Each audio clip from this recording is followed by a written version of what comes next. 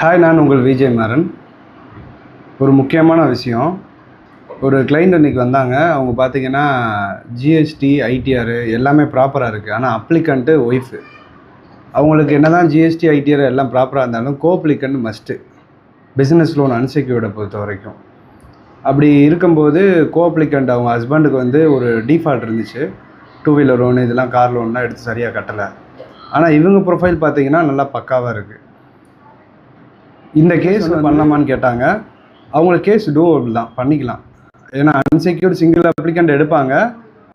கோஅப்ளிகண்ட்டு ஒன்று அப்பாவை எடுத்துக்கலாம், இல்லை கூட பிறந்தவங்க யாரை வேணால் எடுத்துக்கலாம். கேஸ் வந்து நல்ல கேஸ் தான், பண்ணிக்கலாம். இதே இது செக்யூர்னு போகும்போது அவங்க கண்டிப்பாக வந்து கோஅப்ளிகண்ட்டை எடுப்பாங்க. அன்செக்யூரில் வந்து ஒரு சிலது மட்டும்தான் வந்து சிங்கிள் அப்ளிகண்ட் எடுப்பாங்க.